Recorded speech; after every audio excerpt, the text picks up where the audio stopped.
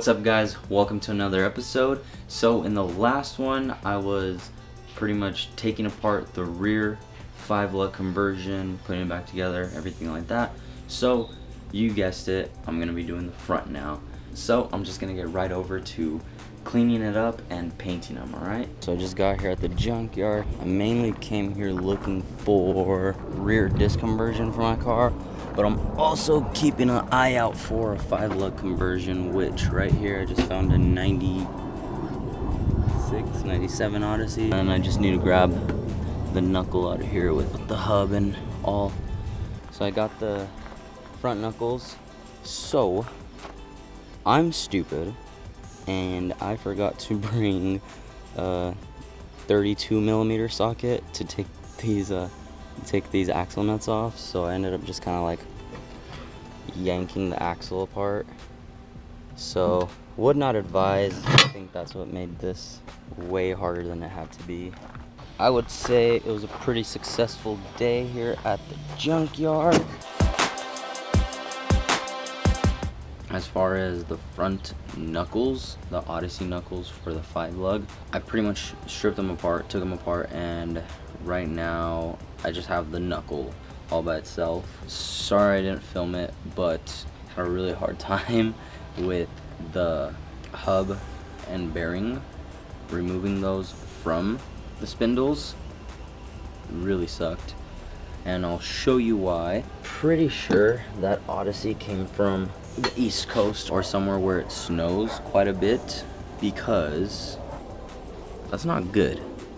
That is a lot of rust.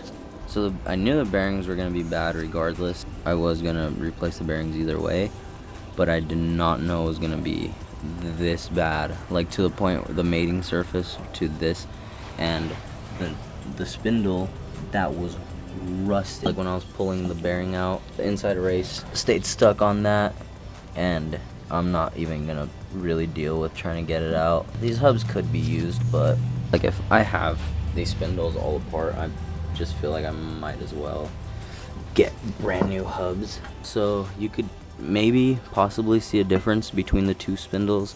This one I've kind of like gone at it a little bit with a wire wheel. This is just kind of like one little pass. With the wire wheel I haven't like gone into like detail, but my goal is to kind of like get these pretty close to the bare metal, then paint it. Alright, so this is a couple times over with the wire wheel. It kind of has some shine going to it. There's a lot of texture, so I'm not gonna get too heavy into kind of show you guys. There's like a shine to it. I think that's all I'm gonna do for now. I think the paint should stick to it fairly well. I'll get painting and give you guys a little update on how that looks. I wanna do one completely just to kind of show you guys a before and after, just to give you guys an update. Got this thing looking nice and pretty. Just to give you guys a comparison, this is the before. I did start to clean it up right here, but nah, I need to be patient just so you guys can kind of see this, you know, the side by side. These things are looking pretty spiffy, pretty nice, but yeah, so you can take a look at it with the sunlight and all that. Okay, so I ran into a problem. I ordered this hub online. So I ordered it online because I wanted a new hub. So rusted. Sick, brother. Because the hubs that came on the knuckle I got from the junkyard were so rusted, it was ridiculous. And my plans today were to put the ARP studs on it. But there's a problem. I punch these bad boys out, right? And then I go to put this real bad boy on, and that's the problem. Don't fit. I'm like, what the F? The actual knurls are way bigger in diameter. So I've already gone to a couple auto parts stores. They just do not seem to have this. I'm gonna have to do some online shopping. I'm gonna have to try to find a hub that has the right sized knurled bores, I guess, or the same size knurls as the stock. Okay guys, so the last clip I showed, I was having issues with my hub and the studs going on the hub, and yeah, not good. So I was kind of bummed about it. So this is kind of what I just did, and I think I'm gonna roll with it. So from the junkyard, I got the Odyssey hubs, or well, the Odyssey knuckle that came with the hubs, but everything was super rusted and I didn't want to use it, so that's why I got all new parts. But then it turns out that those new parts didn't like me. So what I ended up doing was I saw these laying around, and one of the biggest reasons why I couldn't use them was because the bearing inner race was still stuck, like they were like rusted to one solid piece, like they were stuck on there. So the only solution I could possibly come up with, pretty much grinded them until I could bang it with the hammer, and then it caused a crack. So by it cracking and then just kind of doing that on the same side, so either you can split it completely in half so it'll just come off, or you could get it to the point where it cracks on one side and it pretty much releases the tension, so you could just take it out. So I have these hubs. They're in really bad shape. They've seen better days, but I'm just gonna roll with it. So I'm not gonna film it, but I'm gonna go ahead and go at these with the wire wheel, just because I am kind of limited on time today. So I'd rather just get that done instead of worrying about filming it and everything like that. So I'll just let you know, I'm gonna go at these with the wire wheel, kind of try to clean up some of the rust, make these look a little bit more presentable, I guess. Then I'm gonna punch out the studs, put the ARP studs on there. All my parts are here for the 5 lug conversion for the front. So right now I can go over all the parts I have, and I could give you some more information as to the parts you can use if you want to do this. So let's get to it. Woo! So like I said, all my parts came in. So this is looking like a 5 lug conversion here. So super excited, and I'll give you a rundown on all the parts I used and all the parts you guys can use, because mine are going to be a little bit different than just a regular 5 lug conversion. So what I'm using is the front knuckle, hub, and bearing assembly off of the first generation Honda Odyssey, which is 94 to 98. So typically that's what you would want to use with the regular 5 lug conversion. Obviously using the first gen Honda Odyssey lower ball joints. I swapped out the stock studs for the ARP extended studs, and I'm actually reusing the OEM hubs that came off of the same knuckles from the junkyard, but I did get a new bearing assembly, so I pressed that in already.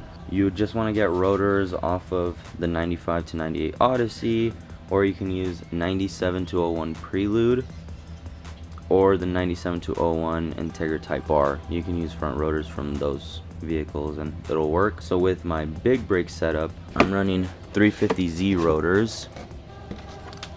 So the reason why I'm going with the 350Z rotors for the big brake setup is because these are going to be 12.7 inches in diameter as opposed to 11.1 with the Honda Odyssey. So these are going to fit the big brake way better. So if you are planning on doing the big brake setup and using the 350Z rotors, just keep in mind that you have to expand the center bore on this. I think the center bore is about 66.1 millimeters, and you need to bore it out to a 70.3 millimeter to fit this hub.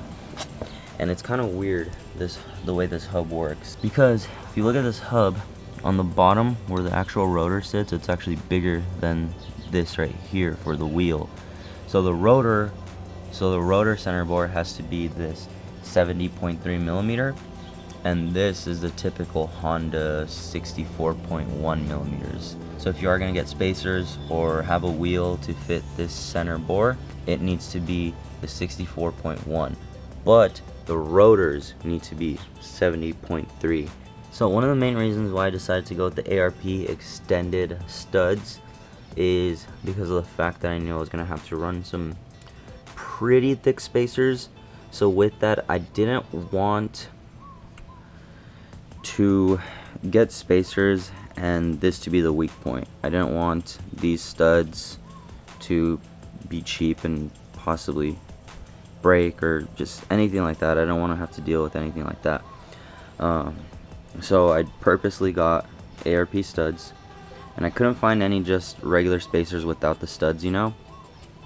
And most these are 20 mil spacers, and most spacers above 15 will come with the studs and everything like that. So if you look now, I can't have these studs on there. So my solution to the problem,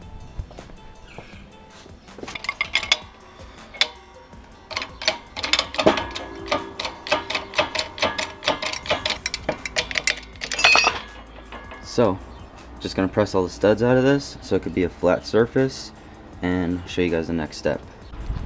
So pretty much the idea in getting this set up is you want to make sure this inside is a pretty smooth surface. Then you want to make sure that the bolt pattern on the bearing matches up with the actual hub. You just want to make sure everything kind of matches up. Set it in. So yeah, then you want to bolt it up from the back. Then this big boy rotor goes on, and you can kind of see that I got bored out and it's perfect fit on that. Then the next thing is to put this spacer on, and then I'm gonna run these bolts, or I'm gonna run these little low profile lug nuts that these spacers came with, and I'm actually gonna torque those down because they actually have a seat, so this will keep it from moving, having this little wiggle. So this will all be one secure piece. Then I'll go ahead and put the wheel on with my other lug nuts. Kind of weird, I'm gonna have two lug nuts on one stud, but I feel like that's just really the more secure way to go about it. And that's pretty much the setup. I will put the calipers on and everything once it's actually on the car, and yeah, that's pretty much the basic idea there. And another thing, I want to show you guys something kind of funny. So the stock rotor on my car is, I think it's about 10.2 inches, and I'm going to this one that's 12.6 inches. So this is like an old rotor that I had. You can kind of see the difference. There's my stock rotor, there's the rotor I'm going to. So yeah, and the reason why this one looks pretty weird is because on the CB7s, as most of you already know, we have an encased rotor, or a sandwich rotor, whatever you want to call it, where the hub, where the rotor is actually sandwiched in between the hub and the bearing, so it makes for doing rotor replacement really terrible. Which brings me into my next point with this whole thing, is a lot of people ask me why I'm gonna go with a 5-lug conversion, like why go through all the trouble. And when doing a 5-lug conversion, that's a really big benefit from getting rid of the encased rotor and going to a rotor over hub setup, which that's how this is and that's how most cars are. Another big benefit for me was wheel selection. I think there are a lot more wheels with 5 lugs. The big brake setup is a lot easier to do, and it's easier to find a bigger rotor with the 5 lugs. I think the strength benefit, like the strength aspect of having 5 lugs as opposed to 4, and there are a lot of reasons to go with the 5 lug. It's just, those are my main reasons. So I'm gonna wrap this video up a little bit short, just because I want to spare more time for the actual installation, because I am excited. So with that said, subscribe, keep an eye out for the next videos. I'm very excited, I hope you guys are as well. And if you did enjoy this short video, did learn something new today, go ahead and drop a thumbs up for me, helps out. But other than that, see you in the next one. Later guys.